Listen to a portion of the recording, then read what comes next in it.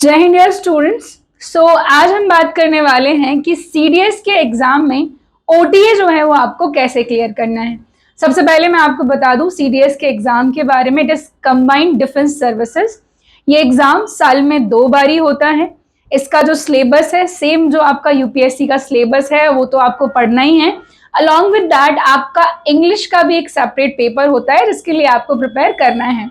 आज हम हमारे उन स्टूडेंट से बात करेंगे जिन्होंने नंबर ऑफ टाइम्स सीडीएस का पेपर क्लियर किया है, क्या उनकी स्ट्रेटेजी थी, किस तरह से उन्होंने कौन कौन से सब्जेक्ट को कैसे फॉलो किया है कि वो एग्जाम का रिटर्न जो है क्लियर कर पाए हैं। आज हम बात करने वाले हैं मीका के साथ। मीका ने 2 बार सीडीएस का रिटर्न एग्जामिनेशन क्वालिफाई किया हुआ है।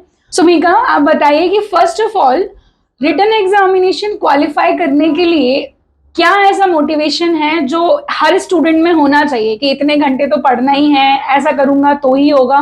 कौन कौन सी चीजें थी जो आपने फॉलो की थी? मैम पर्सनली मुझे ऐसा लगता है कि ये जो कितने घंटे वाली बात है बहुत इस पे ध्यान देना पड़ेगा, क्योंकि आपको एक फिक्स शेड्यूल तो बनाना पड़ेगा। जैसे ओटीए स्पेसिफिक की अगर बात कर रहे हैं तो उसमें इंग्लिश पर बहुत ध्यान देना पड़ता है, ताकि जीएस में हम लोग अगर 40 के पास भी ला रहे हैं तो हम लोग एटलीस्ट 100 प्लस स्कोर कर पाएं। इसलिए अगर आप इंग्लिश को 2 to 3 आवर्स पर डे देंगे तो वो आपको काफ़ी बेनिफिट करेगा।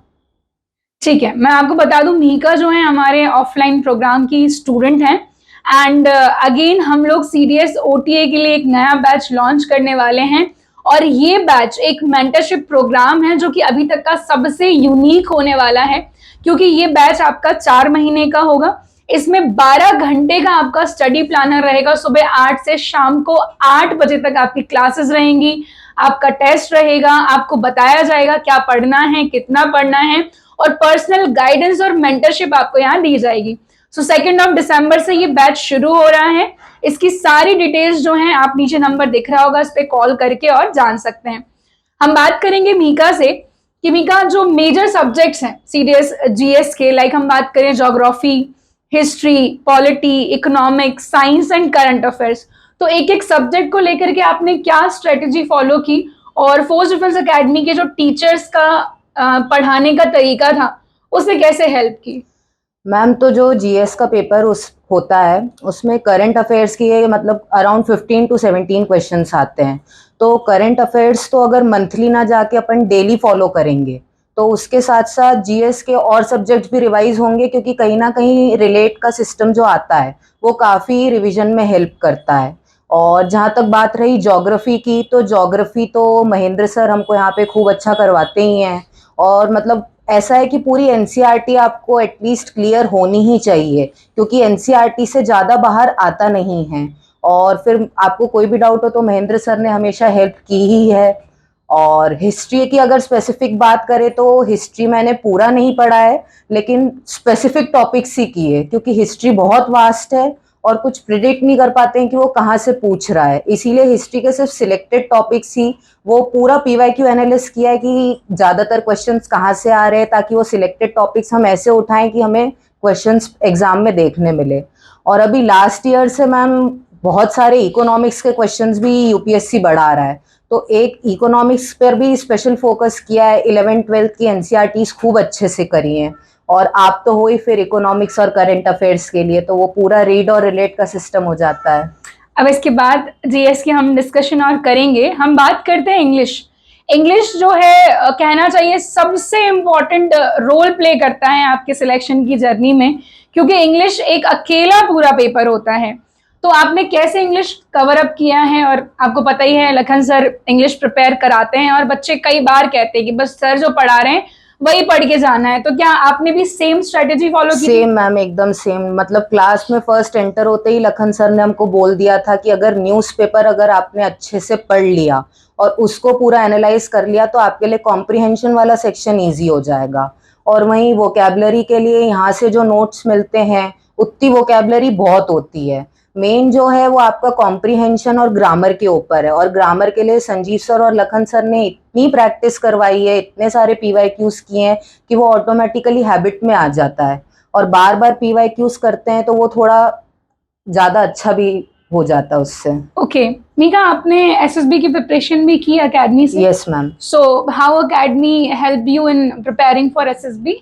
बहुत अच्छा लगा मैम। 15 डेज का मैंने पूरा कोर्स किया था, उसमें प्रॉपर हर मेंटोर ने बहुत अच्छे से गाइड किया और काफ़ी अच्छा लगा, कॉन्फिडेंस भी बूस्ट हुआ उससे काफ़ी। ओके हर स्टूडेंट की प्रिपरेशन की जर्नी में एक ऐसा टाइम आता है जब लगता है कि नहीं हो रहा है, गिव अप करने का मन करता है, बहुत वास्ट है, होगा ही नहीं, एग्जाम दे करके आकर के हर बारी ऐसा होता है कि मैम मैसेज आता है, कॉल आता है कि मैम इस बार नहीं हो रहा, अगली बार करूंगी, और हर बार she has clear the examination. पर कहीं ना कहीं मैंने इसमें भी वो फियर देखा है, हमेशा रहा है। मतलब क्लास में I was sure that she will make it clear, but एक अंडर कॉन्फिडेंस जो था वो कहीं ना कहीं था। तो इस फियर से कैसे ओवरकम किया, क्योंकि एट लास्ट आपने क्लियर तो किया ही है, यस मैम। बट जो एक कहीं ना कहीं थोड़ा सा डिमोटिवेशन या जो डर था वो किस वजह से था और कैसे फिर उससे ओवरकम किया आपने? मैम जैसे आपने बोला कि ऐसे मैसेजेस आते थे तो तुरंत आपका भी कॉल आता था। ये जो सपोर्ट है जो हम लोगों को फोर्स की फैमिली से मिलता है, आपसे मिलता है और फ्रेंड से मिलता है, डेफिनेटली एक बूस्ट देता है, जिसकी वजह से शायद पेपर भी क्लियर कर पा रही हूँ मैं। और डेफिनेटली नेगेटिविटी आएगी, लेकिन आपके पास अगर ऐसा सपोर्ट सिस्टम है तो कोई दिक्कत भी नहीं आएगी। ओके चलिए, सो नेक्स्ट टाइम मैं चाहती हूँ कि मीका जब भी यहाँ बैठें तो यूनिफॉर्म में आकर के यहाँ बैठें, और डेफिनेटली बहुत जल्दी वो टाइम आने भी वाला है और मैं ही दोबारा से इंटरव्यू मीका के साथ शूट करूंगी। कुछ छोटी छोटी सी बातें मैं आपको बता देती हूँ, अगर आप अभी अपनी प्रिपरेशन जो है शुरू कर रहे हैं, सबसे पहले you have to decode the syllabus. आपको कई बार मैं स्टूडेंट्स में देखती हूँ, they are unaware of syllabus, they don't know कि उनके एग्जाम में पूछा क्या जाता है। बहुत वास्ट सिलेबस होता है क्योंकि यूपीएससी का जीएस अपने आप में ही बहुत वास्ट है, और ये जीएस तो करंट अफेयर्स को अपने साथ लेकर के आ रहा है जो कि अपने आप में पूरा एक सागर है। क्या पढ़ना है, कितना पढ़ना है, कैसे पढ़ना है, जब स्टूडेंट खुद से ही प्रिपरेशन करना शुरू कर देते हैं और जब एग्जाम नहीं निकलता, गलती भी समझ में नहीं आती, क्योंकि आपके पास कोई है ही नहीं जो आपकी गलती को रिव्यू कर सके।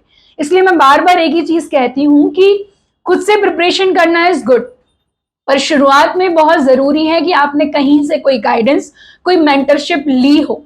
आपको करना क्या है, आपको अपना सिलेबस डिकोड करना है, कौन कौन से सब्जेक्ट्स पूछे जा रहे हैं। पहली बात तो ये है किस सब्जेक्ट से ज्यादा क्वेश्चंस आते हैं। सपोज जैसा मीका ने अभी कहा, करंट अफेयर्स पूछा जाता है। इकोनॉमी एक टाइम था जब 4 से 5 क्वेश्चन में खत्म हो जाती थी, आज 20-20, 22-22 क्वेश्चन इकोनॉमी से आ रहे हैं। हिस्ट्री, बच्चा कहता है मैम मेरे पेपर में तो एंशियंट आई, मैंने एंशियंट पढ़ी नहीं थी। नेक्स्ट अटेम्प्ट के लिए हम एंशियंट पढ़ने लग जाते हैं, उस बारी एंशियंट आती नहीं, उस बारी मॉडर्न आ जाती है।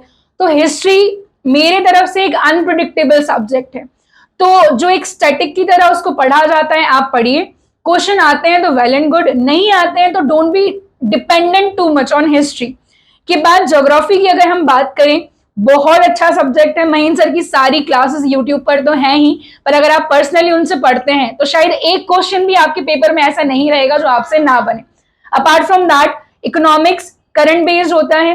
करंट अफेयर्स, बच्चे क्या करते हैं, सबसे बड़ी गलती, आखिरी में 10 दिन में उठा करके बैठेंगे पूरा करंट अफेयर। मीका ने भी बोला कि आप लास्ट में करोगे ना, इतना वास्ट है वो हेल्प कर ही नहीं पाएगा, 2-4 क्वेश्चन तो आप बना लोगे पर पूरे बनेंगे नहीं। तो डेली बेसिस पर जब हम करंट अफेयर्स कवर अप करते हैं, उसमें करंट भी कवर होता है, स्टैटिक भी कवर होता है। सुमिका, हमारी जो करंट अफेयर्स की क्लास होती थी उसमें आपने देखा है हम करंट भी कवर अप करते हैं और स्टैटिक भी कवर अप करते हैं। उसने कितना, ये जो स्ट्रेटेजी थी पर्टिकुलरली, उसने कितना हेल्प किया आपको? मैम मेरा तो यही मानना है कि वो करंट अफेयर्स की क्लास रिवीजन का इतना बढ़िया सोर्स है, उससे भी काफ़ी क्वेश्चंस डायरेक्टली पेपर में देखे हैं क्योंकि हमने। और अगर कोई टॉपिक छूट भी जाता है तो विद इन 5 to 6 मिनट्स वो इतने अच्छे से रिवाइज हो जाएगा, तो वो आपको और कॉन्फिडेंस भी देता है। देखो, मैं आपसे ये नहीं कहूंगी कि मेरी क्लास से ही क्वेश्चन आते हैं, क्यों नहीं कहूंगी, कारण आपको बताती हूँ कि अगर आप डेली करंट अफेयर फॉलो करते हो ना और सब कुछ फॉलो करो तो कुछ बचता ही नहीं है कि जो रह जाए, जो एग्जाम में ना आए। तो डेली करंट अफेयर्स को फॉलो करना, उसको स्टैटिक के साथ साथ साथ पैरेलल लेकर के चलना।